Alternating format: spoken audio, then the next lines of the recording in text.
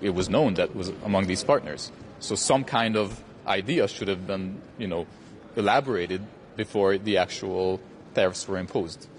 And now the damage needs to be undone by the Commission. Are you saying that the tariffs are justified? The U.S. tariffs are justified? Which particular concerns do you share? So if you look at the American reasoning, from their point of view, there are at least certain parts of the argumentation that they're coming forward with seems to be justifiable, seems to be understandable.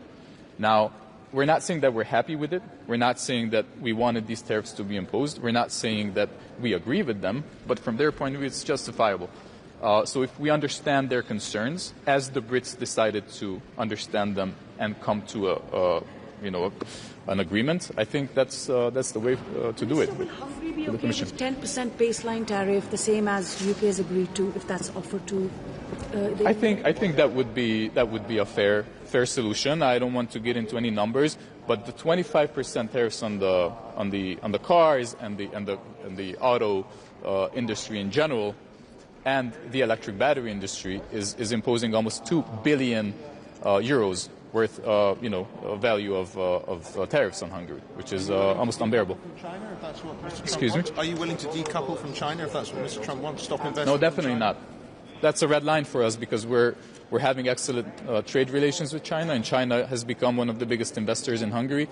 Actually, there was a year, I think, last year or the year before, when China invested 45% of its investments to Europe in Hungary. So we're highly overrepresented, considering our population and the size of our economy. So Hungary is benefiting from these very intensive Chinese economic and trade relations. We're not willing to give that up. Do you mean that you would accept a 10% baseline? That's something that we would look at very carefully, because a 10% baseline is much more favorable than the 25% tax that we're paying, tariffs, that we're paying after the car industry, which is one of the pillars of our economy. Hungary produces one of the, it's one of the car manufacturing hubs of Europe, at least when we look at its share in per capita proportion. So it's hitting us very hard. Would Hungarians eat chlorinated chicken? Sorry? Would Hungarians eat chicken treated with chlorine? I don't think so. No. We're particular about our agricultural culture. Yep. Thank you very much. Have a nice day.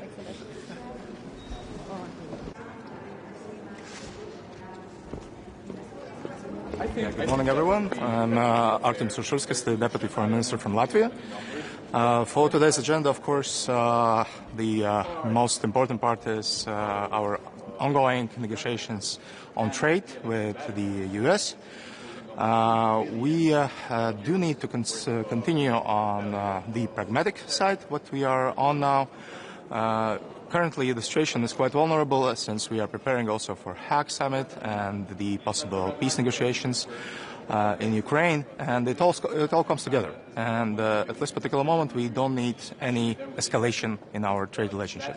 So what we need to do is to find a positive agenda.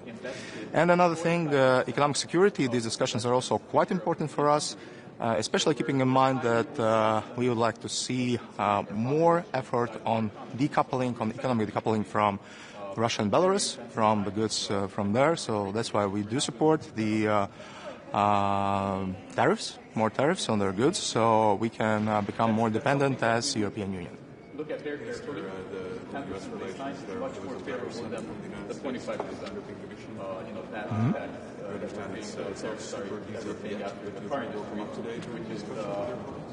This would be definitely one of the things we would discuss. This is one of the probably smaller steps in our negotiation process.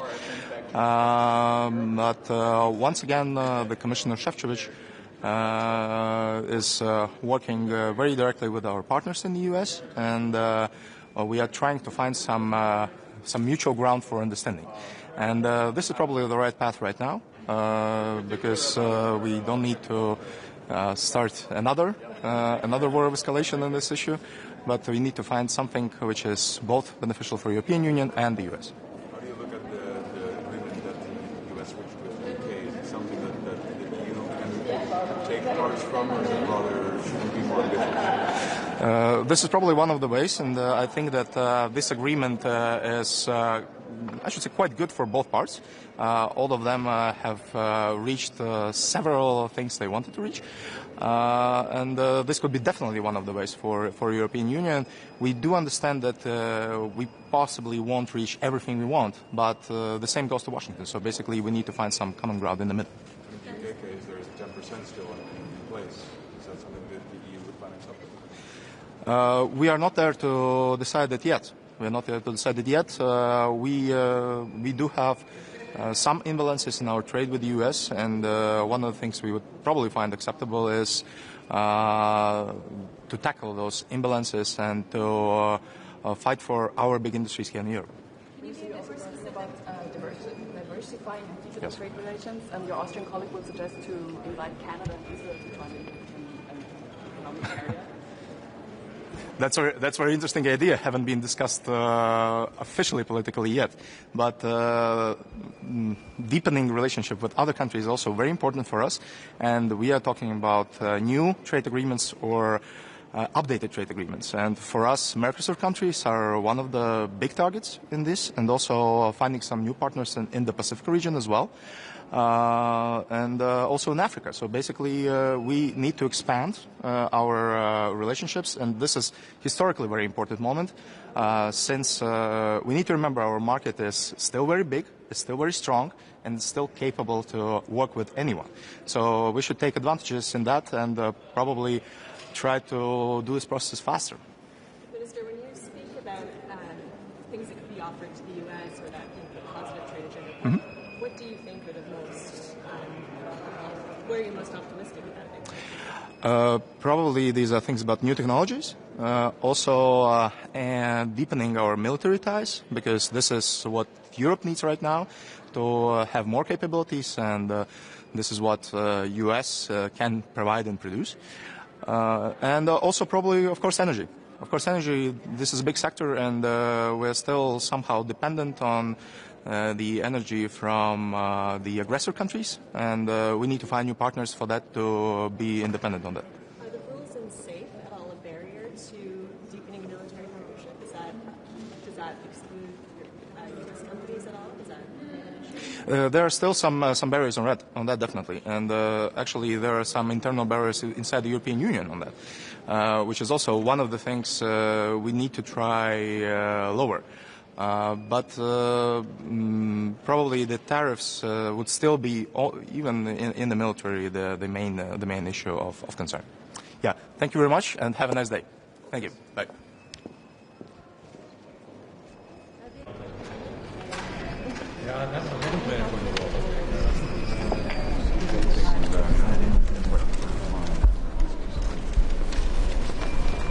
Guten Morgen, Frau Reiche.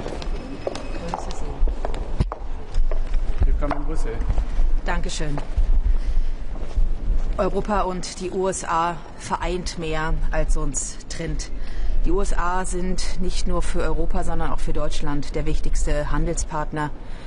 Waren im Wert von 253 Milliarden Euro haben wir im letzten Jahr ausgetauscht. Und deswegen ist es wichtig, dass wir den transatlantischen Handel, die transatlantischen Beziehungen auch in Zukunft stärken und diese ausbauen. Handelskonflikte sind schädlich.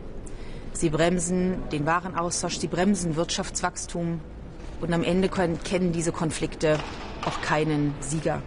Deswegen unterstützen wir die Europäische Kommission bei den Gesprächen, um diesen Handelskonflikt beizulegen. Wir unterstützen, dass die Tarife zunächst ausgesetzt sind und wir uns jetzt in Gesprächen befinden, zu einer vernünftigen Lösung für beide Seiten zu kommen. Wir sind froh, dass wir mit der Kommission Ursula von der Leyen und Maroš Šefčovič gute Partner an der Seite haben und werden einen wichtigen deutschen Beitrag leisten, zu einem guten Verhältnis mit den USA zu kommen. Sie sprechen vom guten Verhältnis mit den USA, aber muss man nicht langsam auch in der EU akzeptieren, das sind einfach nicht mehr die Partner von früher, das sind heute Gegner. Stecken Sie den Kopf in den Sand oder akzeptieren Sie irgendwann, dass das tatsächlich auch Leute sind, die gar nicht mehr transatlantisch denken? Worte wie Gegner würde ich nie in den Mund nehmen, weil die Amerikaner, die USA unser Partner bleiben. Deswegen ist es das oberste Ziel, den Tarifstreit beizulegen. Die Europäer, die Europäische Kommission hat ja die Gegenmaßnahmen sehr deutlich auf den Tisch gelegt. Und es ist klar, dass wir aus einer Position der Stärke verhandeln werden. Das werden wir auch tun. Wir verhandeln aus einer Position einer wirtschaftlichen Stärke, einer ökonomischen Machtposition, die aber sorgsam eingesetzt werden muss. Noch einmal, wir müssen verhandeln, wir müssen zu einer Lösung kommen, bei einer Eskalation keine Gewinner kennt. Frau Reichen, Lieferkettengesetz. Würden Sie Ihren Bundeskanzler unterstützen und auch fordern, dass das europäische Lieferkettengesetz abgeschafft werden soll? Der Koalitionsvertrag macht dazu eine sehr deutliche Aussage. Erstens, wir brauchen weniger Bürokratie auf der europäischen und auch auf der deutschen Ebene, wenn es darum geht, europäische Vorgaben in nationales Recht umzusetzen. Der Koalitionsvertrag sagt, dass die deutsche Umsetzung des Lieferketten-Sorgfaltspflichtengesetzes in Bezug auf die Berichtspflichten deutlich korrigiert wird. Und an der Umsetzung dieses Koalitionsvertrages arbeiten wir. Unbenommen dessen, und das ist eine Position, die wir vertreten werden in allen Räten, muss auch die Europäische Kommission, müssen europäische Vorgaben so sein, dass die Wirtschaft nicht erstickt, sondern dass Vorgaben umsetzbar sind. Und Kommissionspräsidentin von der Leyen hat ja auch sehr klar gemacht, dass die Kommission es auch als ihre Aufgabe aussieht, die Mitgliedstaaten, Bürgerinnen und Bürger, Unternehmen mit weniger bürokratischen Pflichten zu belasten. Das ist dringend an der Zeit, dass wir hier umsteuern. Frau Ministerin, es geht heute auch um die Diversifizierung von Handelsbeziehungen oder Vertiefung. Ihr österreichischer Kollege will vorschlagen, Kanada und Israel einzuladen, dem europäischen Wirtschaftsraum beizutreten. Ist das eine Diskussion, die jetzt geführt werden sollte? Und mit Blick auf Israel, wo einige Länder fordern, Israel aus dem Assoziationsabkommen das zu beenden, jetzt die richtige Diskussion? Zum einen ist es wichtig, dass wir global Partnerschaften eingehen und entweder laufende Abkommen, die de facto ausverhandelt sind, umsetzen oder aber mit Handelspartnern neue Abkommen eingehen werden. Freier Welthandel, regelbasierter Welthandel ist etwas, wovon die Zukunft Europas und auch die von Deutschland abhängt. Wenn es um Israel geht, möchte ich an dieser Stelle ganz klar sagen, dass unsere Solidarität Israel gilt und dass Israel jedes Recht hat, sich zu verteidigen. Alles andere würde ich Sie bitten, den heutigen Diskussionen vorzubehalten. Vielen Dank. Madam, what's your view on the... Wir müssen. Thank you. We have to go. I'm very sorry. Okay. So. Sorry.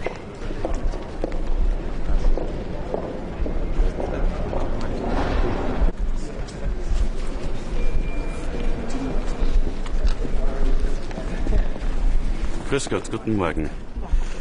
Ich glaube, wir alle wissen, die europäische Wirtschaft steht am Scheideweg. Wir brauchen ganz, ganz dringend den Aufschwung, insbesondere was die exportorientierte Wirtschaft betrifft. Wir verdienen in Österreich 6 von 10 Euro im Export. Das heißt, nur wenn wir Produkte international verkaufen können, können wir Spitäler finanzieren, können wir Schulen finanzieren, können wir den Sozialstaat aufrechterhalten.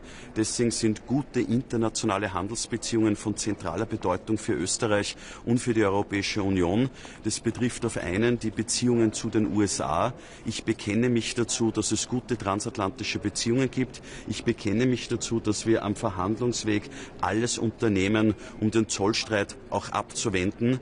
Wir können aber durchaus weiterhin selbstbewusst auftreten, weil wir sehen schon, dass durch das entschiedene Handeln der Europäischen Union und der Mitgliedstaaten, durch die Reaktionen an den Börsen und bei den Freunden von Donald Trump, er bereit ist einzulenken, er ja erste Verhandlungsangebote auch an andere Länder bereits gemacht hat. Und diese Chance sollten wir auch nutzen. Wobei ich auch offen dazu sage, die Beispiele, die jetzt vorliegen mit Großbritannien, mit China, sind kein Vorbild für die Europäische Union, weil es sind keine fairen Ergebnisse, es sind alles Ergebnisse ausschließlich zugunsten der USA und das haben wir als Europäer nicht notwendig. Wir sind der größte Binnenmarkt, wir sind ein starker Binnenmarkt und mit uns kann es nur Verhandlungen auf Augenhöhe auch geben. Und was wir gar nicht brauchen können, sind irgendwelche PR-Gags, die quasi jetzt veranstaltet werden. Wir wollen solide, ernsthafte Verhandlungen auf Augenhöhe. Das bedeutet für mich, dass wir den Vereinigten Staaten ein klares Angebot machen,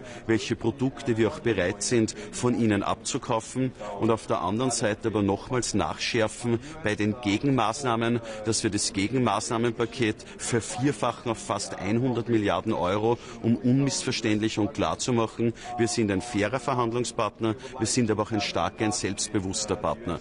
Was für mich gar nicht geht, ist, dass wir irgendwo nachgeben im Bereich der Regulatorik, was den Digitalbereich betrifft. Ganz im Gegenteil, wir müssen wieder die Souveränität zurückgewinnen, was digitale Handelsmärkte betrifft. Wir müssen die Souveränität wieder zurückgewinnen, was Social-Media-Plattformen betrifft. Es kann nicht sein, dass digitale Handelsmärkte kontrolliert werden von den USA oder quasi unter chinesischer Eigentümerschaft stehen. Und es kann nicht sein, dass so souveräne Dinge wie digitale Diskussionsplattformen, der digitale Stammtisch, Social Media ebenfalls abseits der Kontrolle von Europa stattfindet. Und auch das ist ein Punkt, wo wir eine klare Sprache brauchen. Und ich glaube, das kann man auch gut verquicken, auch mit den Verhandlungen mit den USA.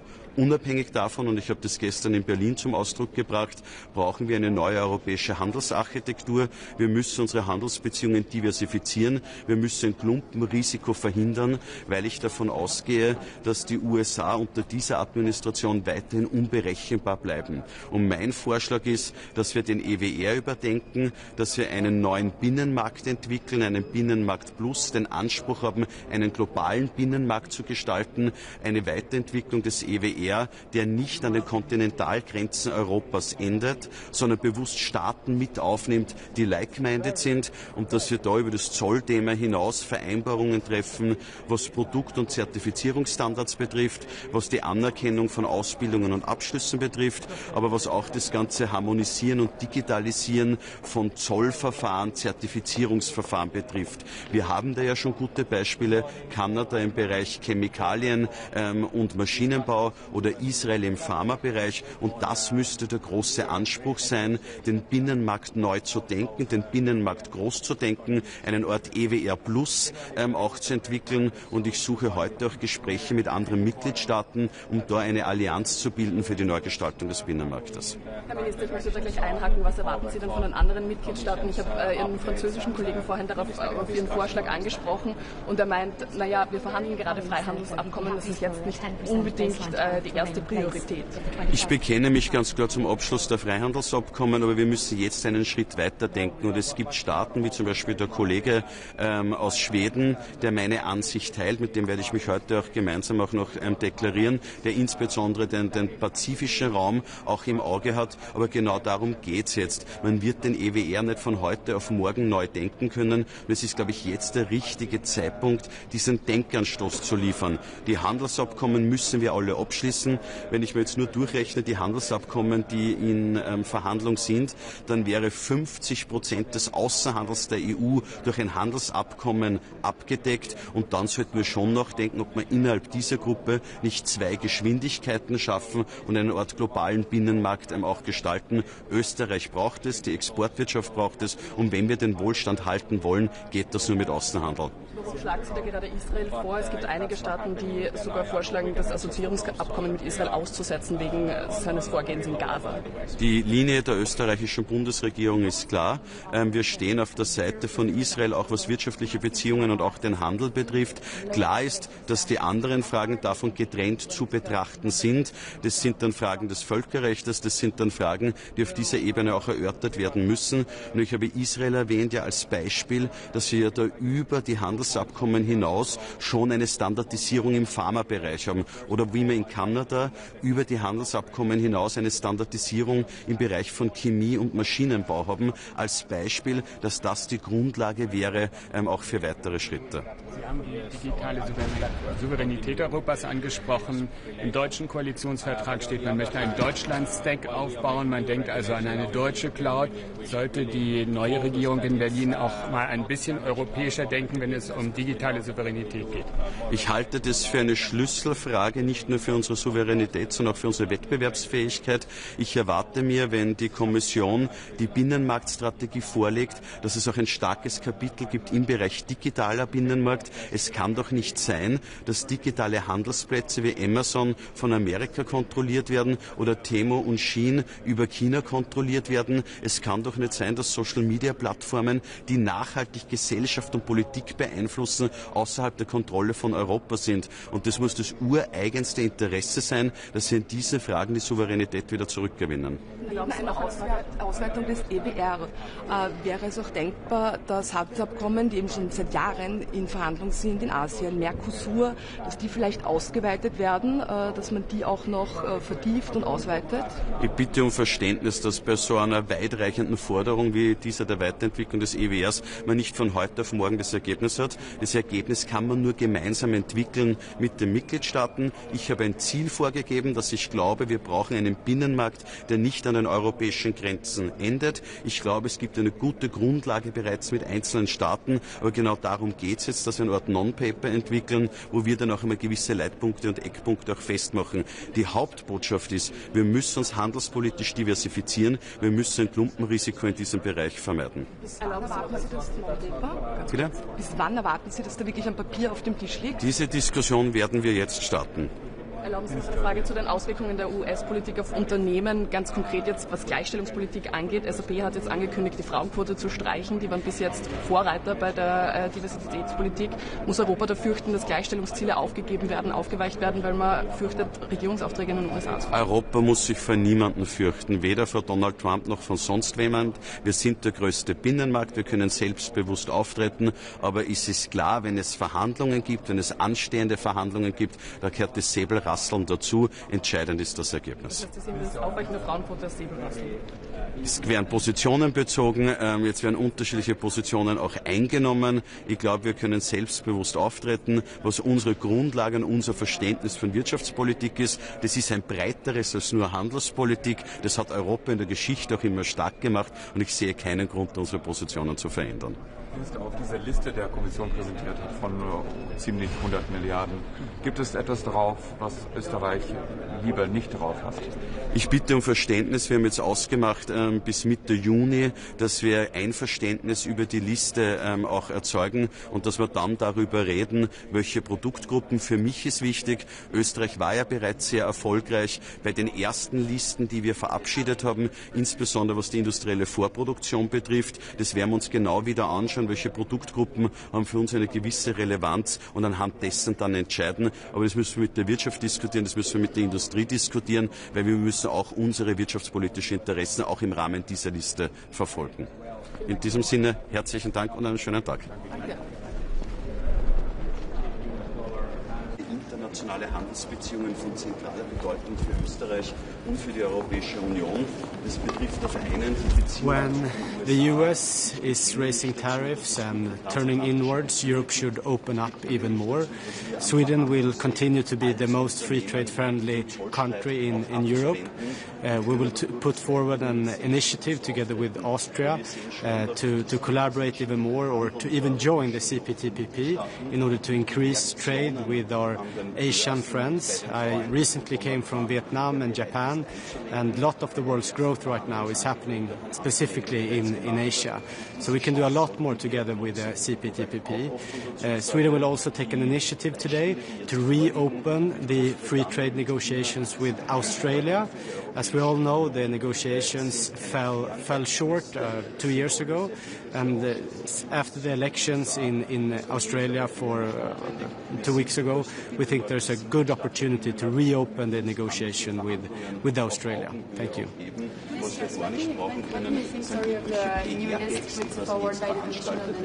Wir wollen solide, ernsthafte Verhandlungen auf Augenhöhe. Das bedeutet für mich, dass wir den We're analyzing it. Of course, it's a lot larger list than the last one, so we will keep calm and analyze it carefully, and of course have a close dialogue with the Commission.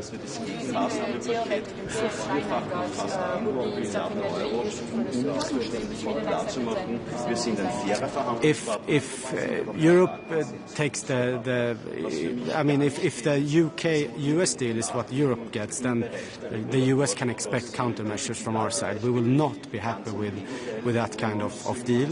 It's not a free trade deal. I wouldn't barely call it a trade deal at all. I mean, it's the baseline is still there. There are some extents for some companies.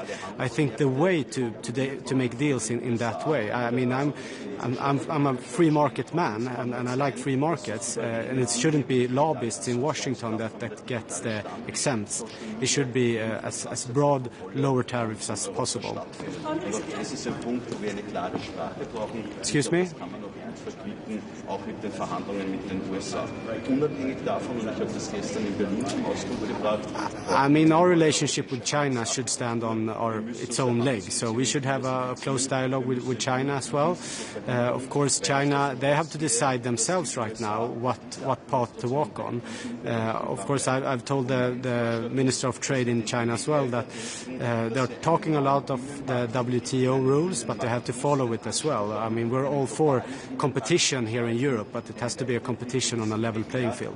Are you more optimistic after the UK-China deals when it comes to the EU negotiations with the US? It's very, very small steps forward, but it's not a free trade deal. I'm not even sure if I would call it a trade deal, because the baseline tariffs are still there, and it's far away. I mean, if you look at the years before Trump, it's far away from good for trade. So if that's what's waiting Europe, then the US can expect countermeasures from our side. Ja, hej. Vad sa jag? Nej, men jag sa att regeringen på det här mötet kommer att lägga fram ett initiativ att återuppta frihandelsförhandlingarna med Australien. De gick ju i sank för 2 år sedan. Nu har Australien haft val för 2 år sedan, eller för 2 veckor sedan, och det är ett bra läge att nu återuppta förhandlingarna. Det är i princip ett färdigförhandlat avtal, så att det borde bara vara för parterna att signera, implementera det, och så kan vi ha ett mycket stort frihandelsavtal på plats redan under året. Så fick jag också frågor om Storbritannien och den amerikanska och Storbritanniens deal, och om det är vad som väntar Europa, så kan USA förvänta sig att vi kommer gå fram med motåtgärder, för att det är långt ifrån ett frihandelsavtal. Jag är inte ens säker på att jag skulle kalla det ett handelsavtal överhuvudtaget, utan bastullarna ligger fortfarande kvar. Det finns enskilda undantag för sektorer och för företag, men det är långt ifrån hur världen och hur handeln såg ut innan Trump. Så att det är inte någonting som vi kommer att acceptera. Och det är ju myrsteg i rätt riktning i form av att det ändå är någon form av avtal, både med Kina och med Storbritannien. Men Europa har man inte alls kommit lika långt fram, så att de kommande veckorna tror jag inte man kan förvänta sig någon form av avtal mellan EU och USA, tyvärr. Det har gått redan drygt en tredjedel av den här 90-dagars pausen. Är du orolig för att det inte blir något? Det har inte hänt så mycket heller. Jag tror att den pausen mycket väl kan komma att förlängas. Men det vi har sett de senaste dagarna är väl återigen att det sker myrsteg i den riktningen. Men EU och USA har i dagsläget inte skarpa förhandlingar i form av att man faktiskt går igenom varukategori efter varukategori och sätter sig ner.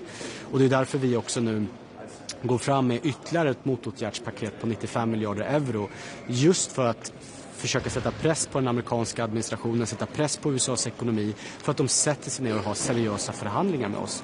Vi har inte eskalerat situationen, vi har skjutit på våra motåtgärder, vår dörr till förhandlingar har varit öppen hela tiden, men från USAs sida så har intresset hittills varit mycket, mycket begränsat. Ser du bland motåtgärderna som lagts fram någon risk för att svenska intressen skadas? Har ni gått igenom det noga? Det är exakt det vi håller på att analysera just nu, och det är klart att den listan som nu ligger på bordet är mycket, mycket högre än den 25 miljarder euro-listan som presenterades för ett par månader sedan. Så vi kommer analysera det mycket noggrant, just för att säkerställa svenska jobb och svensk ekonomi. För att vi vill inte skjuta oss själva i foten nu. Vi vill ju sätta press på USA, vi vill inte att det här skadar Europas och Sveriges konkurrenskraft. Så det blir en avvägning mellan att en del saker som kanske smärtar lite EU-länderna mot att ha effektiva motåtgärder, eller hur ska man ta bort allt som skadar EU? Men om man ska vara helt ärlig, alltså en tull är ju en skatt som både påverkar det exporterande bolaget och de inhemska konsumenterna. Så vilken produkt vi än lägger fram som motåtgärd så kommer det på något sätt antingen begränsa valfriheten eller höja priserna här i Europa. Men det handlar om att göra det på ett sätt där vi gör så liten skada som möjligt på oss själva och så mycket skada som möjligt för den amerikanska ekonomin, just för att sätta press på administrationen att sätta sig ner och ha seriösa förhandlingar med oss. Det brittiska avtalet, följer det WTO-reglerna verkligen? Det kommer nog vara år av den typen av samtal huruvida, men man kan ju konstatera att mycket av det som kommer från USA följer definitivt inte WTO-reglerna. Det tror jag är särskilt viktigt nu att Europa fortsätter att hålla sig till WTO-regelverket, just för att alla andra ska göra det. Man får ge upp lite tanken på att USA kommer att vara en stark vän när det kommer till WTO, men vi ska göra allt vad vi kan för att andra länder, inte minst i andra viktiga handelspartners som vi har, fortsätter att hålla sig till regelverket. Så att det får bli lite olika parallella spår. Men WTO, även om det är mycket som inte fungerar, så lägger det ändå en kappa över handelshinder och tullar som ändå har en nedpressande roll. Och det tycker vi från Sveriges sida såklart är mycket positivt. Man får ju 10% som en sorts mininivå. Kan man förvänta sig kanske att andra handelspartners som har handelsöverskott med USA också får? Det betyder det då att det blir kvar några, hur man än förhandlar så blir det kvar EU-tullar mot USA, eller hur tänker du nu? Ja, nej, men alltså, det är kanske för många spekulation, men att om Storbritannien får kanske det är en sorts basingång för andra avtal också, och det betyder att den stora skillnaden är att Europa och EU är en mycket, mycket större ekonomi. Så att det är mycket viktigare för USAs företag att få tillgång till den europeiska marknaden än för den brittiska marknaden. Så att vi har ju några av de största musklerna i hela världen just nu. Så att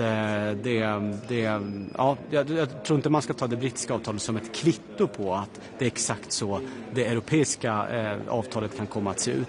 Men det är ingen överdrivet positiv signal vad som väntar oss andra. Det skulle jag inte säga. Diversifiering då, vad är de största möjligheterna? Du nämnde Australien, andra länder som kan ge mycket och inom räckhåll. Jag kan börja med att säga så här, politiskt, bara det när jag jämför med mina första FAC-handelmöten för 6-7 månader sedan, så har det skett ett enormt skifte. När man åkte till Bryssel då och sa att vi borde få fram snabbare frihandelsavtal med flera olika länder, då var det typ vi, Finland, kanske något av baltländerna som sa samma sak. När man åker hit nu, då kanske 1, 2, 3 länder som inte säger det. Alla andra har anslutit sig till vår frihandelsvänliga position. Så att där ser jag tydligt ljus i tunneln. Och intresset för Europa som marknad har också ökat hos andra länder. Där man känner att om vi signerar och implementerar ett frihandelsavtal, då kommer inte vi 3 månader senare höja tullarna med 20%. Så det är mycket positivt. Och det finns ju flera, både regioner och länder, som ligger relativt nära att faktiskt gå för landning nu. Mercosur, det har jag tjatat om många gånger tidigare, stora delar av Sydamerika. Vi har Indien. Indonesien går det väldigt bra framåt också, Mexiko. Jag tror att Australien, som jag nämnde tidigare, det är därför just vi tar det initiativet också. För att det är ett i princip färdigförhandlat avtal som skulle kunna vara implementerat och klart redan under året. Så att det är klart att USA är fortsatt en mycket viktig marknad för svensk del. Men då kan vi göra vad vi kan i alla fall för att öppna nya handelsrutter för svenska företag. Alltså man kan kanske minska ner på EUs krav i de här handelsavtalen, kanske på klimat, miljö, mänskliga rättigheter vet jag inte, men arbetsmiljö och sådana saker. Är det en framkomlig väg? Bör EU gå åt det hållet för att få till Ja, regeringen har sökt stöd för exakt den positionen i riksdagen, vilket vi också fick, så att det är nu den svenska regeringens position att vi öppnar upp även för det som kallas för rena avtal. Det betyder inte att avtalen inte ska innehålla delar om djurhållning och annat som är viktigt för oss. Jag menar, handel bygger på att man följer de regler som finns på den europeiska marknaden. Men vi vill se ökad flexibilitet för kommissionen. Det här är ju tusentals sidor. Mercosur har tagit över 25 år att förhandla fram. Det är tid vi inte har idag. En annan sån praktisk fråga är att det kan ta 1 till 2 år från att avtalet är genomröstat, är på väg att implementeras, till att bara översätta det till alla EU-språk. Där Sverige nu tar initiativ och driver att låt oss då det avtalet som finns på engelska, låt det börja gälla på en gång. Och sen kan man då parallellt översätta till alla språk. Det viktigaste nu är att vi får fram nya frihandelsavtal och att de börjar gälla så fort som bara möjligt. Du är rädd för att företag ska tycka att det blir orättvis konkurrens då om de får tillverkare utanför EU får mycket enklare miljöregler och så vidare? Nej, alla svenska företag jag pratar med är ju väldigt positiva till frihandel, för det öppnar också upp nya marknader för dem i andra länder. Och svenska globala företag som exporterar idag har ju värdekedjor som spänner över många olika länder. En lastbil som tillverkas i Sverige kan ju ha komponenter från 30, 40, 50 olika länder. Det är klart att om man kan köpa in dem billigare så gör ju det svenska företaget också mer konkurrenskraftigt. Minister, a question in English, if I may. Your Austrian colleague just told me that you're going to talk today about broadening of the European economic area. He's suggesting, for example, to invite Canada and Israel to a broader project of the European economic area. Are you in favor of that? Is this the right discussion at the moment? Yes, we just talked about it a few minutes ago. We have the exact same position when it comes to CPTPP. CPTPP is a free trade area. It's 15% of the world economy, and of course Europe. Together with Europe, we're roughly, we're roughly 1/3 of the global economy. So I think we should explore new routes in order to get new free trade agreements and even to negotiate with entire blocks. We did it with Mercosur. Of course, it took 25 years. We have to move a lot faster than that, but the CPTPP is one of the areas. And I just came from Asia, visiting both Vietnam and Japan, and a lot of the growth happening right now is in the Pacific area and especially in Asia. So we would gladly support an Austrian initiative when it comes to the CPTPP. Thank you. Ja, absolut. Tack.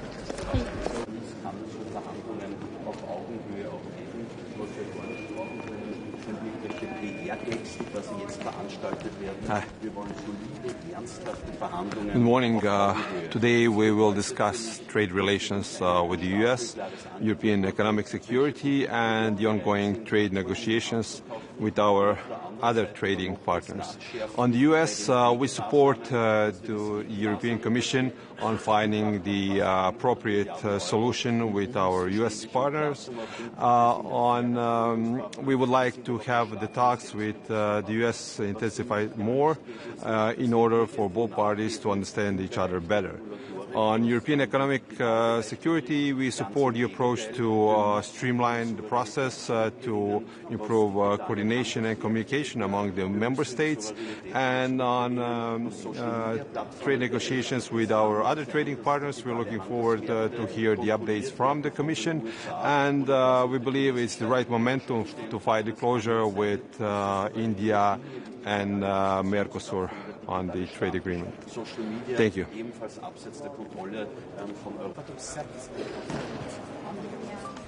Buenos días. Miren, vamos directamente a las preguntas si quieren. Ya estoy cuando queráis. Ministro, ¿es más optimista sobre las negociaciones con Estados Unidos tras esos acuerdos que se han alcanzado con el Reino Unido y China, o esos acuerdos son muy pequeños, muy preliminares? Bueno, yo creo que se van dando pasos, efectivamente, y son pasos positivos en cuanto no solo a esos acuerdos o preacuerdos, tanto con Reino Unido como con China, sino que además en el marco de las negociaciones que se están llevando a cabo entre Estados Unidos y la Unión Europea, con la Comisión liderando la voz de los 27 Estados miembros, también van avanzando poco a poco, pero estamos dentro de este marco de 90 días que nos hemos dado. Ya estamos llegando a ese paso que comentábamos el martes, que es muy importante, de empezar a delimitar los principales elementos de discusión, de negociación, y por lo tanto, en general, yo creo que en estas últimas semanas estamos teniendo buenas noticias, dando pasos hacia adelante. ¿Qué opina de la cláusula anti-China que se ha incluido en el acuerdo Estados Unidos-Reino Unido? ¿Sería aceptable para España que la Unión Europea hiciese algún tipo de concesión en sus relaciones con China para bajar los aranceles con Estados Unidos? Bueno, no hemos visto el detalle del acuerdo entre Estados Unidos y Reino Unido. En cualquier caso, yo creo que ya hemos sido muy claros con respecto a lo que tiene que hacer la Unión Europea como gran socio o como gran, diríamos, bloque comercial y bloque económico a nivel internacional, y es mantener una actuación y una actitud frente a los grandes poderes económicos de igual a igual, por supuesto teniendo en cuenta que pueden ser, como es el caso de China, un rival, puede ser un competidor en muchos aspectos, pero que también puede ser un socio estratégico en otros, con intereses que tenemos conjuntos, comunes. Para nosotros el acceso, por ejemplo, a un enorme mercado como es el mercado chino, o la atracción de inversiones que puedan suponer el cierre de la brecha tecnológica en algunos sectores clave. Yo creo que hay que ir con una mente abierta, con una agenda muy clara de seguridad económica que proteja los intereses de la Unión, pero sentarnos como gran bloque comercial a todas las mesas de negociación. ¿La Unión Europea estaría satisfecha con un acuerdo como el que ha logrado Reino Unido o espera algo más ventajoso? Bueno, cada acuerdo yo creo que aquí va a tener sus propias características. Nosotros lo que esperamos es un acuerdo justo y equilibrado, y para eso es importante, y tenemos hoy una reunión de ministros de Comercio, que se siga manteniendo esa unidad de acción en torno a la actuación del comisario de la Comisión Europea como negociador por parte de los Estados miembros. Yo creo que esto es lo que nos va a dar la posibilidad de tener esa voz suficientemente grande, suficientemente potente en esta mesa de negociación como para conseguir un acuerdo justo. Eso es lo importante. Cada acuerdo tiene sus características, tiene elementos sectoriales específicos, distintos. Desde la Unión Europea tenemos claro cómo lo queremos enfocar y seguimos avanzando, dando pasos en la buena dirección, y esperemos que en los próximos días, próximas semanas, sigamos también en esta buena línea. ¿Qué les parece, ministro?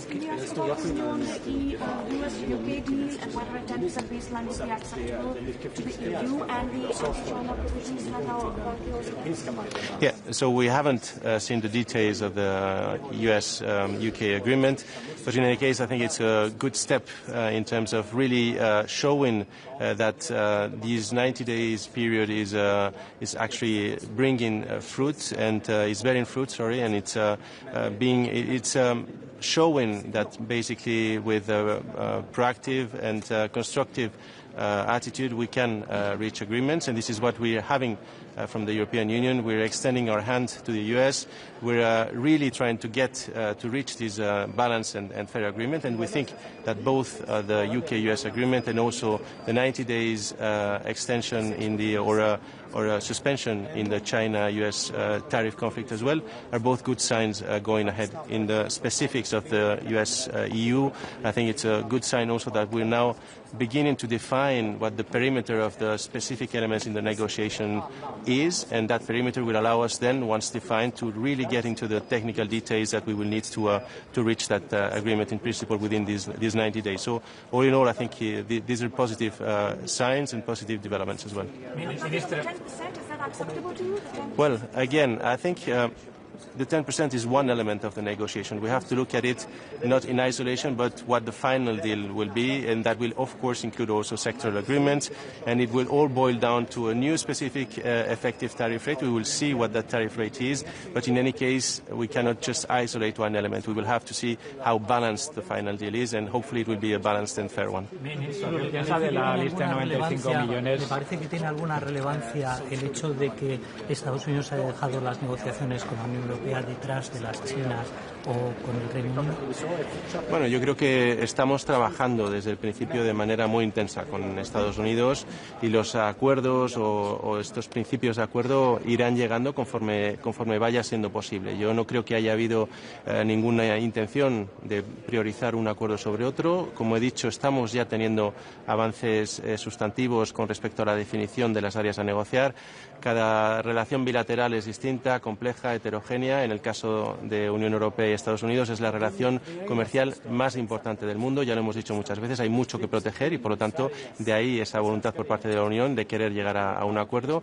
Y, de nuevo, yo creo que vamos dando pasos positivos. Hoy esperamos esas novedades por parte del comisario Šefčovič. Sabemos que han tenido también contactos en los últimos días. Seguimos dando pasos en la buena dirección y para mí esto es lo esencial.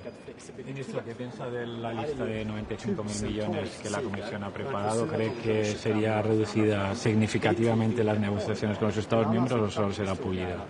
Bueno, estamos ahora haciendo un análisis de esta lista preliminar que nos envió la Comisión Europea. Todos los Estados miembros estamos precisamente en este ejercicio. La discutiremos, tenemos una discusión preliminar hoy, todavía no se ha tomado ninguna decisión, pero en cualquier caso es importante, yo creo que sigamos trabajando en esta vía alternativa, pero priorizando la negociación. Tenemos que saber qué sucederá o por dónde irá, en este caso, la actuación de la Unión Europea en el caso de que no se consiga un acuerdo, porque esto yo creo que da más transparencia y predecibilidad a la actuación.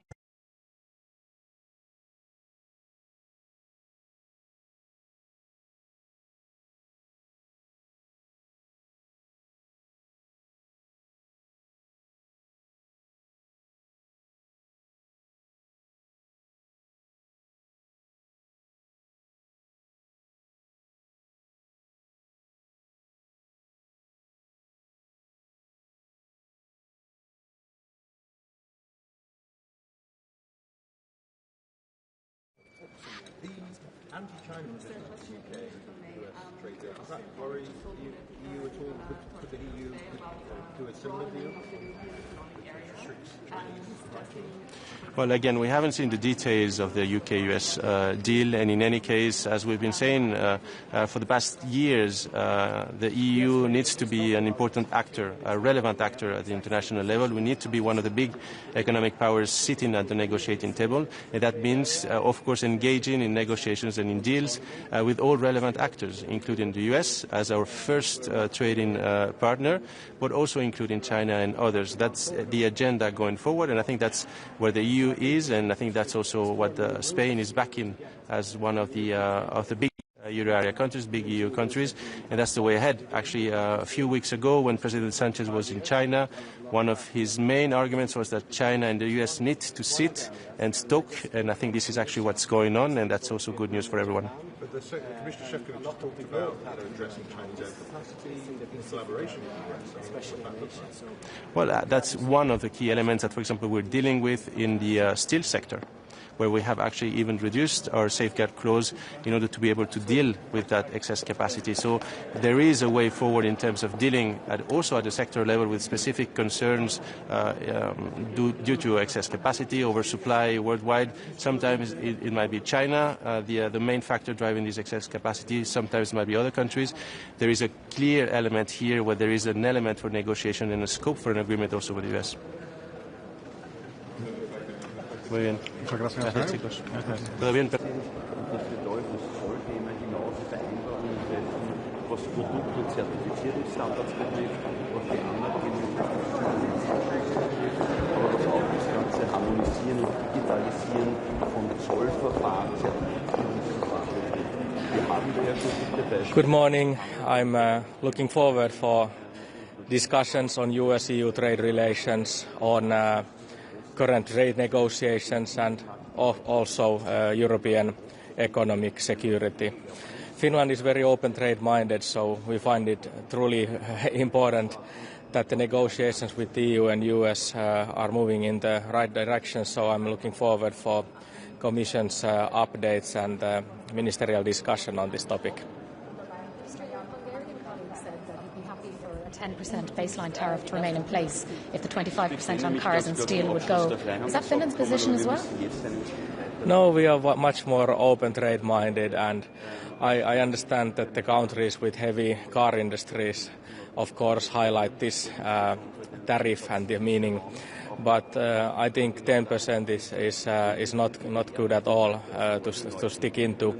And I've seen some research from Fed as well that the 10% baseline for US doll is not good for them or their economy either, as European would have some countermeasure, counter-toll as well. So basically, if we want to grow the transatlantic trade, we have to get the tolls as low as possible. I would personally be open for 0 to 0, but if that's not happening, then I hope we can adjust the tolls so that they are on a very low level anyways. What else would the EU offer in terms of, I mean, the 0 for 0 is on the table. The US seems to want more access for its food and lower regulatory standards. How far do you think the EU is willing to go, the member states are willing to go, to drop those standards? Well, Finland has I can say 2 points on Finland's approach on the regulation. First of all, I'd like to see more technological cooperation so that we could actually agree on standards more. That's something that I would be very welcoming to, and we have been doing that work for years. So I hope that work to continue with the EU and US relation. But on the other hand, while we are making new regulation now in the European Union, we should really focus that it's not damaging our competitiveness, because we know that when we do more regulation on our inner markets, they make it more difficult for us to build up new trade relations. So this is something that I'd really like us to keep an eye on, and I'm in favor of less bureaucracy anyhow. Sorry, Minister, have you already spoken about the UK-US trade agreement? Have you already? No. Okay. What do you make of that agreement? Do you think it's a good one for the UK, and should the EU strive to reach a similar agreement, or not?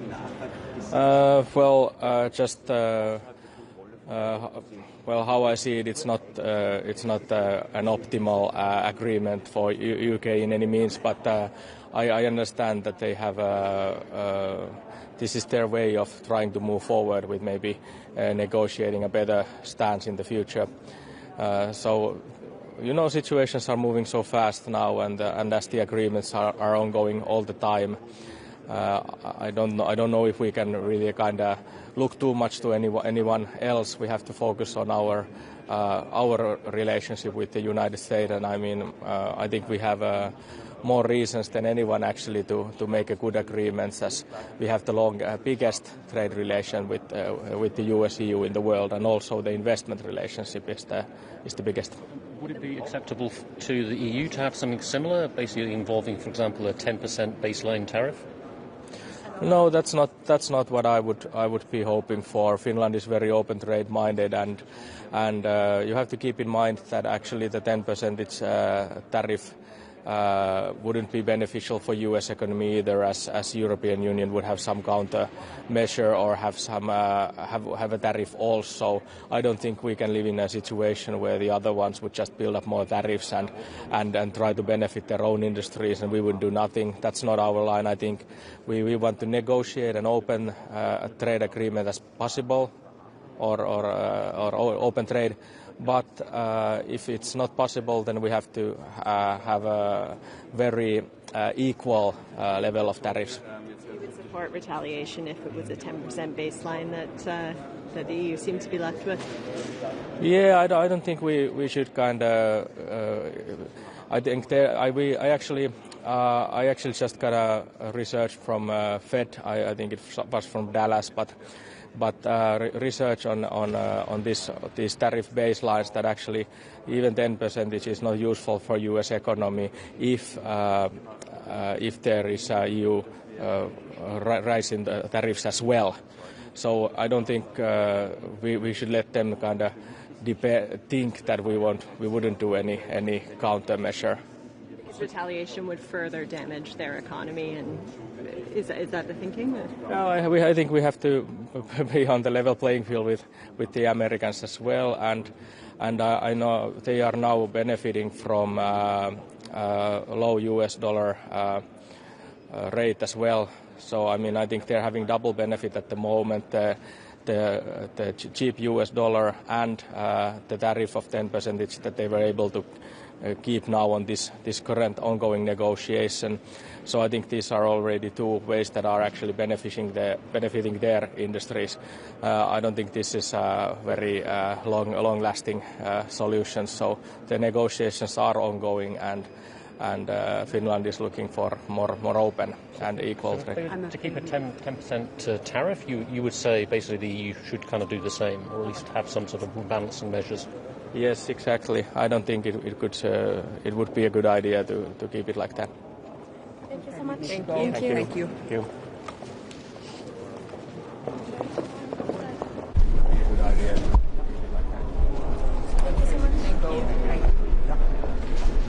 How are we? Good morning. Good morning. Morning, sir. We'll just say a few words and then take some questions. Well, I'm very pleased to be here today in Brussels for a meeting with trade counterparts from across the European Union. I think it's an important opportunity to take stock. Obviously, an awful lot has happened since the last Trade Council met only in Luxembourg. It's now 37 days into the 90-day pause that has been put in place in relation to the higher rate of tariffs, and the reason I mention that is we're nearly at the halfway point of the pause, and therefore there isn't a moment to lose in terms of getting into substantive engagement between the EU and the US. I think the EU have shown real form in relation to this, in constructively engaging with the United States, in Maroš Šefčovič staying in very close contact with his counterparts in Washington. But now I believe is the time for formal engagement and negotiation to begin. And I really hope today we have an opportunity to get the latest thinking of the Commission in relation to that, and also have an exchange of ideas as Member States. I look forward later today to having a bilateral with the Trade Commissioner. It'll be an important opportunity for me to update him on my latest conversations with the pharma industry. I hosted a roundtable meeting yesterday in government buildings with the pharma sector, a very important sector not just to the Irish economy but also to the European economy, and I very much appreciate that position is now recognised across the European Union. There's around 10 member states that have significant pharma presence, and it's really important that in our negotiations with the EU and the US that this is included, and I think it would be extraordinarily bad faith if the US was to take any actions against a sector whilst the EU and the US are in a process of engagement. So I would today repeat my call that there should be no further escalatory actions by the US when we're trying to actually engage and find a way forward that is good for the EU economy, good for the Irish economy, and good for the US economy as well. On that 95 billion retaliatory list the EU's prepping, what sectors are you going to be talking to Maroš Šefčovič about that are sensitivity to Ireland? Are you trying to get bourbon off the list? Are you trying to get medical devices off the list? So I think every country, when they look at that list, will see certain elements on the list that would have a particular impact. And I think from an Irish perspective, and I must say we're still analysing the list, this is a list that has nearly 5,000 items on it in terms of tariff lines. It runs to about 200 pages. So we're still analysing this across government, across our state agencies. But my initial sense is that things around agri-food, around medtech, and potentially around aviation are particular causes of concern and impact for Ireland.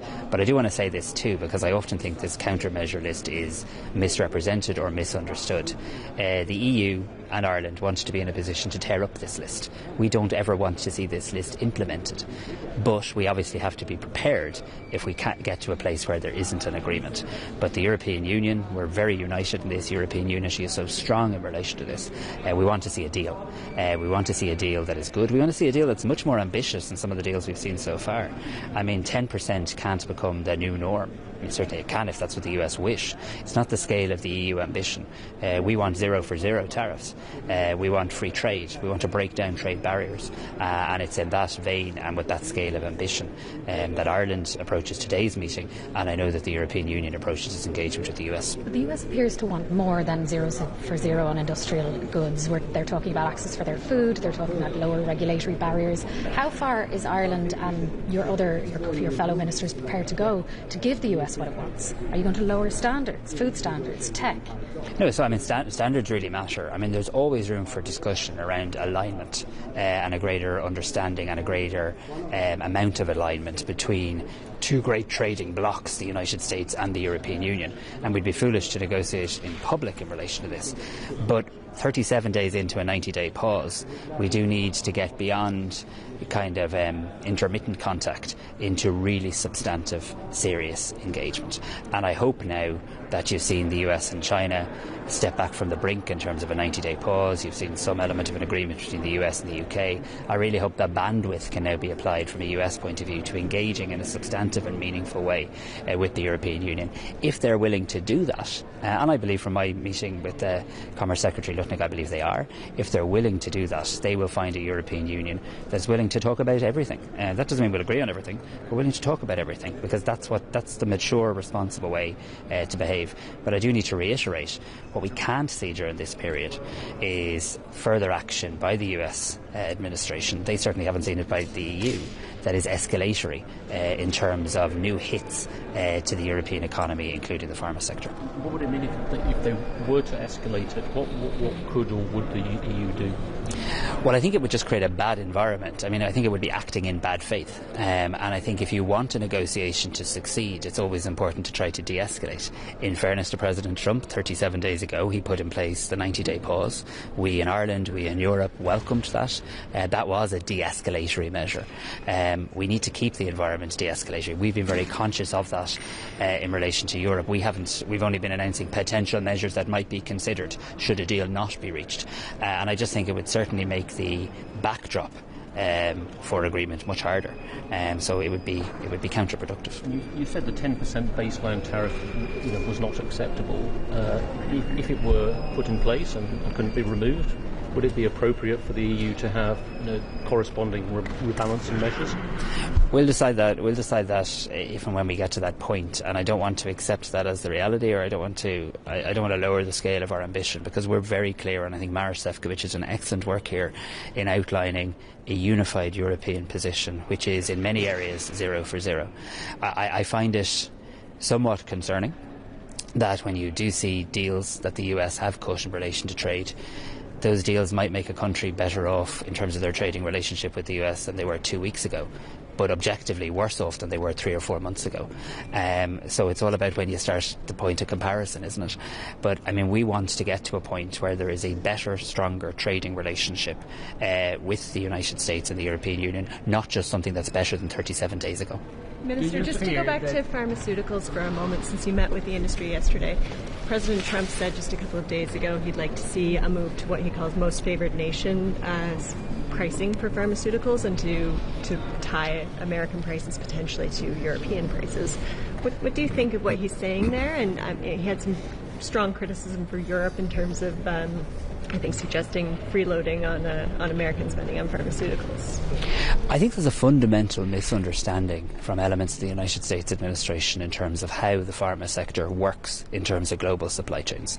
And I would have made this point when I met with Secretary Lutnick, that actually the EU and the US are very interdependent when it comes to the pharma sector. I believe that actually if the European Union and the United States get in a room, I actually believe we can make progress on pharma that is good for both the US and the European Union. I mean, President Trump has an ambition, as is his right. It's probably something you'd expect any president to have, that he wants to see more jobs and more factories and more plants created in the United States. It's a perfectly legitimate aspiration of the President of the United States to have. But that also needs to be balanced with this recognition that his companies, to use his phrase, US companies, who want to do business in this trading bloc in the European Union, need to have, or certainly it's advantageous to have, a presence in the European Union. So we're going through a period of good weather in Ireland at the moment, but that's not the norm. Pharma companies don't locate in Ireland for the sunshine. They locate in Ireland because they want access to 460 million consumers. They locate in Ireland and Europe, including many other member states, because they do very well out of there. They make a lot of money. It's good for them. And the idea that you'd actually shrink the global reach of your pharma companies, I don't think makes any objective economic or financial sense. So we can have a good conversation about pharma, I believe. I believe there's lots of areas where the EU and the US can act more closely in relation to this. But I would say to the President, respectfully, the disruption to supply, the impact on the price of drugs is very real, and I think the impact in a very practical sense on the companies and their ability to do business and do it in an effective and profitable way in the European Union would be challenged. So we reject, I mean, I know there's a Section 232 investigation, but I mean the idea that Ireland or the European Union poses any sort of security threat to the United States in terms of the presence of pharma is absurd. Thank you very much. Thank you. And deepening of trade relations. Your Austrian colleague will suggest to invite Canada and Israel to join some kind of bigger European economic area. Is this something that should be discussed right now, and especially in regard with Israel? So no is my view. I mean, I have very strong views in relation to the actions of the Israeli government currently, and I can differentiate very clearly between the people of Israel and the government of Israel, but the Israeli government is engaging in war crimes in Gaza. There is an EU-Israel association agreement in place. Within that association agreement there are human rights clauses. They're not there to make people feel good or to pad out the document. They're not discretionary, they're not optional. They're a core part of how this union does its business with other countries in other parts of the world, and they're clearly not being adhered to. And I share the view that Ireland has long held, that Spain holds. I welcome the intervention of my Dutch counterpart last week, that this association agreement needs to be reviewed, and I now intend to intensify the engagement on that point with counterparts. I intend to formally raise it at the next meeting of foreign ministers. I hope to be joined by a number of other countries in relation to that. And then just more broadly on trade, I think in the here and now, and we have a very good trading relationship with Canada. Ireland looks forward to ratifying the CETA agreement shortly. But I think, you know, having European unity is really important, and I think keeping that, maintaining that, strengthening that should be our first priority, and giving our Commissioner the mandate to speak with one voice for the European Union. Thank you very much, folks. Appreciate it.